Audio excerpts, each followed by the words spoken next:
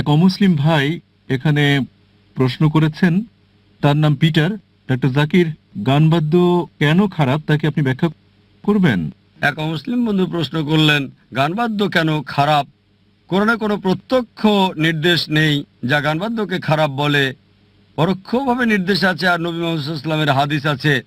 তিনি গানবাদ্যের ব্যাপারে বলেছেন, বাদ্যযন্ত্র সম্পর্কে, ব্যবহার করা যাবে না শুধু দাফ ছাড়া, অন্যান্য যন্ত্রের অনুমোদন নাই। কারণ হচ্ছে, অধিকাংশ সময় যখন বাদ্যযন্ত্র ব্যবহার করা হয় তখন তা সাধারণত কোনো ব্যক্তিকে খ্যাতির আশায় আচ্ছন্ন করে।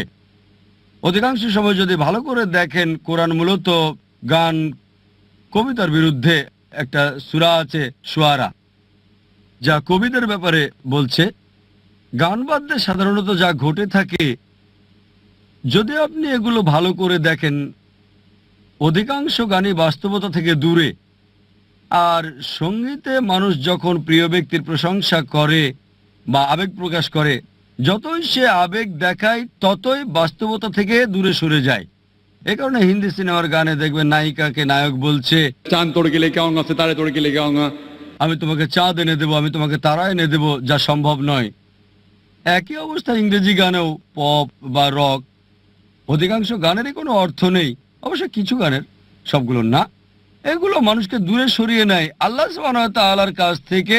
দেখা যায় মানুষ বন্ধুদের সাথে যায়, কাপড় চোপড় খুলে ফেলে, ভিন্ন আবেগে আচ্ছন্ন হয়ে পড়ে। অধিকাংশ সময় গান বাদ্য আল্লাহ সুবহানাহু ওয়া তাআলার কাছ থেকে মানুষকে দূরে সরিয়ে নেয়। এ কারণে নবী সাল্লাল্লাহু আলাইহি সাল্লাম নিষেধ করেছেন এবং বলেছেন দব ছাড়া অন্য বাদ্যযন্ত্র ব্যবহার করা যাবে না, কারণ এগুলো মানুষকে আল্লাহ সুবহানাহু ওয়া তাআলার নিকটে না এনে বরং দূরে সরিয়ে নেয়।